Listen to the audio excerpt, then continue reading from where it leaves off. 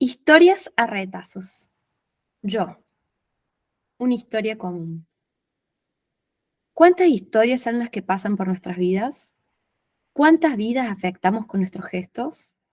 Honrar a aquellos que nos rodean. Quizás vamos a empezar por nuestras propias historias. El cuerpo, un cadáver exquisito. ¿Tomamos el té solos? En el mismo lugar, me dice. Te pusiste la camisola de aquel día. Él siempre me recuerda esos detalles. El día que volvimos a empezar. Ese día fue una corazonada. 5 años sin verlo y aún pensaba en él. 13 años después nos volvemos a encontrar. Un escape para vernos. Dibuja una mandala. En el centro estás vos, siempre lo estás. Y así me explicó las cosas más importantes de su vida. Era un mandala de vacíos y llenos, pintados con distintas temperaturas, diversos estados. Ese escape nos recordó como aquellos días. Lo pude sentir cerca. En casa me esperaba. No había hecho la comida. Mientras hablábamos, se ríe.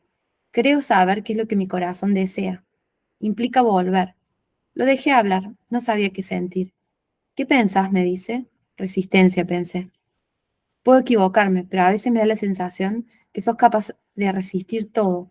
Y a veces siento que esa resistencia no te deja transformarte. Mientras le decía todo esto, me miraba confundido. Todos tenemos algo que traemos de nuestras familias y que nos marca de alguna manera, una condición que podemos transformar, pero que nos persigue hacia donde vayamos, aquello que creamos para darle a los que vienen. Tu familia es una historia de resistencias. En mi caso, la locura. Si yo no hubiera conocido el amor, si no te hubiera conocido, quizás nunca hubiera conocido la maternidad, nunca hubiera querido dejar de alimentar mi mente, perdiendo la noción del otro, la importancia del permanecer. Nunca hubiera podido resistir. Me regalaste la templanza para serenar esa mente atormentada que solo buscaba huir. Resistencia y locura, eso es lo que somos. Lo que con conciencia construimos para que permanezca. Una historia impresa. La mañana está llena de niebla. Caminamos. El sonido de un gran televisor sin señal empieza a subir escondiendo las voces alrededor. Ellos van más adelante. No me escuchan pedirles que me esperen. Me agito. Arriba de la pendiente el viento me entra de golpe por los ojos como aquella inmensidad por primera vez. La sonrisa se me seca, hasta quedarme dura. Siento la sal de ese aire. La garganta endurece y casi duele. Sin decir una palabra, corro.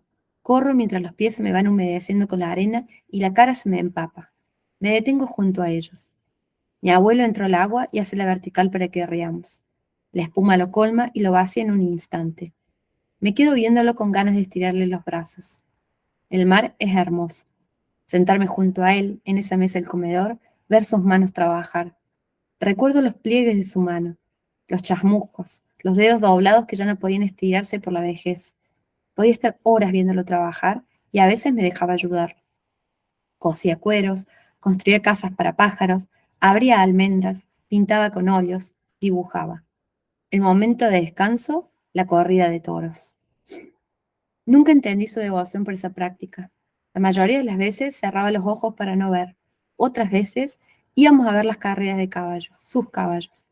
Mientras él las peinaba y observaba, me iba diciendo que anotara, remolino en la frente, mancha blanca en la pata trasera, y así todos los datos que tenía que completar en una ficha. Y en todos esos momentos me contaba historias. Nunca sabía si eran reales o no. Parecían historias de otras épocas. Unos años después de su muerte, apareció una biografía escrita por él. Todas esas historias que él me contaba estaban ahí, no faltaba nada. Hasta podía escuchar su voz en cada uno de esos relatos. Todos los personajes estaban ahí. Traté de transcribir todo ese texto. Poco a poco fui entendiendo esos sueños que vivían en él. Historias de toreros, luces malas, hazañas gauchas, barcos y caballos. Hoy, mientras buscaba los archivos de trapos personales, sentía que cada historia que relataba era un pequeño altar de celebración. Aquel día, te compartí el altar de ella, aquella mujer que abrigó a generaciones con sus tejidos. Su corazón permanece en esos hilos que tejieron historias. Cuando las leemos, siempre se despiertan brisas que parecieran activar aquel molino. En sus paredes lleva inscripta una historia familiar, tallada por la princesa rusa conquistada. Pueden oírse como plegarias lejanas que se repiten una y otra vez. Con el tiempo, dejan de escucharse. Se pierden en el paisaje la asimilación. Florecen como pulsión cotidiana. Dicen que a veces la repetición de alguno de los ritos tallados o tan solo sus recuerdos hacen presente aquel molino. Su recuerdo es lo más vivo que tengo de esos años, cuando me dejaba subirme en la silla detrás de ella para peinarle el pelo largo. Una hiladora. El sastre trabaja confeccionando prendas en su taller, va desechando trozos de tela, el hilo, la lana y forros que no puede utilizar por ser muy pequeños e inservibles. Sin embargo, los ratones cogen esos trozos de tela para hacerse finas ropas de su tamaño. Ella inventaba todo tipo de artilugios. Los inviernos. La arropaban a uno con miles de capas, hasta los brazos perdían movimiento. Todo tenía que estar sujeto para no perder nada. El verano siempre la alivio. Prendas sueltas, andar descalza, ir al parque, sacarme toda la ropa y salir a caminar. La ropa. No entendía el sentido del vestirse. Detestaba sentir texturas que tocaran mi piel. El contacto de la ropa me sofocaba. Tengo mis uniformes, ropa que me queda cómoda, que ya tienen sus años y parecen pegados a mi cuerpo. Parte del andar. Como dicen, ya caminan solos. Hace tiempo que ya ni los puedo usar. Hasta huecos tiene esa ropa. Me incomoda el pensar que usar. Ella, la mujer que me regaló la vida, a veces mágicamente habla sin parar, riendo a carcajadas. Amo verla como se ruboriza, hasta con pudor de haber participado de algo que se escapa de los cánones. Me dice que le ha quitado la palabra por haber participado. Se seguía riendo. Me encanta verla así. Se humaniza para mis ojos.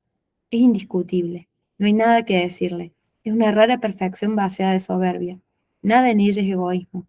Hace unos días estuvo con taticardia. Nada supe ni por ella ni por él. Se guardaron lo sucedido para no preocupar. Ella, que siempre está para los demás y que parece nunca cansarse, también tiene un límite. Aunque ella no pueda verlo, su cuerpo también le dice basta. Ellos siempre han sido imágenes de eternidad presente. Jamás deja ver su humanidad, aquello que la hace vulnerable. Hoy sentí que es tiempo que pueda descansar. Necesita reposar. La admiro y respeto profundamente. Quizás nunca sé expresárselo. Simplemente permanezco en silencio. Mientras la contemplo, empiezo a preparar la cuna. Busco la cuna en la cual yo había dormido de pequeña. La lijo y pinto. Y poco a poco empiezo a trabajar en la manta que cubriría aquella cuna.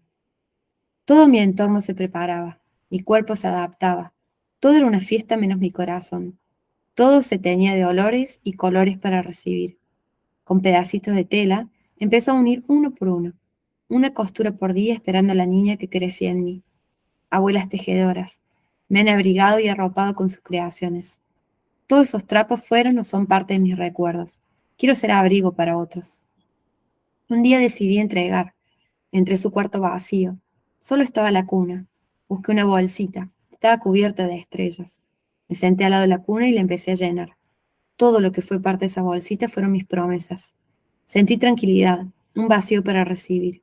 Siempre recibo segundas manos. Lo que venga y sea cómodo permanece. Prendas usadas que llegan a nuestras manos para con ellas recoger los relatos. Y mientras me deleito esos hermosos recuerdos, los envuelvo y vuelvo a guardar en su lugar. Congelan su calor hasta el día que los vuelva a poner sobre la mesa. Hoy, mientras buscaba los archivos de trapos personales, sentía que cada historia que relataba era un pequeño altar de celebración. Uno agradecer a esas personas que se escondían detrás de aquel trapo que se había convertido en símbolo para mí.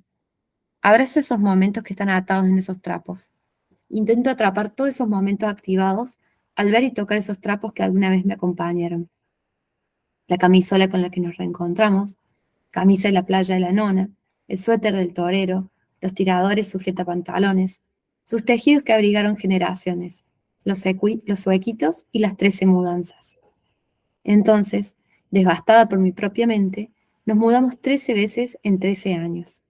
13 puertas se abrieron. Jugábamos a ser detective. Buscábamos manchas, objetos olvidados o cualquier tipo de rastro que pudiera darnos indicio de cómo era el inquilino anterior. Quizás nunca logramos conocer esas historias escondidas. Las pistas solo servían para alimentar nuestras historias. La conciencia de los otros, la otredad, permite desplazar ese yo que intenta gobernar para centrarme en aquello y aquellos que mi corazón quiere amar. Acercarnos a aquellas historias que nadie conoce porque permanecen ocultas. Es una manera de reconocer a mis antepasados actuando a través de mí. el valor de lo que existe por detrás de los objetos que nos acompañan diariamente, historias impresas en las telas que nos visten. Nosotras como sastres de historias, los trapos, historias para vestir, nombres para el proyecto, cuentos remendados, historias remendadas, costuras cotidianas, cuentos cosidos, cuento en costura, crónicas cosidas, biblioteca de trapos. Para insertar las historias en el mundo. Estas prendas nos interesan en su valor más radical y singular, que es la historia impresa en cada una de ellas. En el transcurso de su compra, uso, desuso, archivado, descarte. Un espacio rodeado de cajas catalogadas, espacio dedicado a las prendas que nos visten, lugar para sentarte y leer historias, de todas esas personas. Historias que de alguna manera u otra nos marcaron. Biblioteca de prendas. Primero me acerco y zambullo por las historias, por los personajes. Las historias creadas a partir de los relatos cotidianos, y de ahí elijo la prenda que quiero vestir. Pienso en todos esos trapos guardados, en cajas, envueltos de papeles con los personajes, historias o telas con historias de amor, archivos para una biografía de historias comunes de una sociedad. ¿Qué hija no querría leer una biografía fidedigna de su padre? ¿Qué madre no querría leer la vida de su hijo? En todos los casos, debería ser una cuestión de amor. Quizás nuestro deseo de escribir sea un deseo de copiar las historias y conservarlas para que no se pierdan. Una necesidad, como las salidas. Nuestras salidas empiezan a volverse una cosa necesaria. Si no se hace, imposible la casa, lo doméstico. Pienso en la costumbre de llevarse a la plaza para que descargue las energías. Quizá un deseo de salvación. Me acuerdo de mi hermana M. Mis hermanos me salvaron la vida. Ellos son parte de la belleza que veo en la vida. Quizás un intentar entender nuestra propia vida a partir de la mentira. Nuestros fantasmas condensan una posible historia de vidas encontradas, vidas que solo pudieron acercarse a través de las apariencias, y como aquello se transforma en lo verdadero. A lo mejor desde la verdad jamás podemos conocernos. Quizás las historias ficcionadas son un deseo de creer en la humanidad. Los libros son búsqueda de acercarnos a otros, como Nathan, libros sobre los olvidados, para devolverle la vida al ser querido. Resucitaría a esa persona con palabras impresas en las páginas. La historia viviría después de su muerte. Nos sobreviviría a todos. Nunca debe subestimarse el poder de los libros. Acercarse a lo oculto. Habitar lo oculto te hermana con todo aquello que permanece en las sombras. Quizá nuestro deseo de escribir biografías sea un deseo de acercarnos. Son historias que se construyen por retazos del día. Amor a las pequeñas cotidianidades que nunca podía hacer parte de mí. Ya todos están en cama. Ellas duermen. Él abre la puerta. Lo espero con ansias. Trae algo para mí. Es el regalo de C y una dedicatoria. Celebro tu vida y los retazos compartidos. ¿Cuánta verdad hay ahí? Retazos parece ser lo que uno puede compartir. Leo. Peregrinar con el corazón lleno de rostros. Miradas repletas de historia, historia vivida, historia común. Rostros grabados. Solo quedan impresos en el corazón. En ella permanecen vivos, únicos. Historias de amor que hicieron que esos otros que nos acompañan en la vida se transformen en rostros imborrables en nuestro camino. Quisiera ser historia para los demás.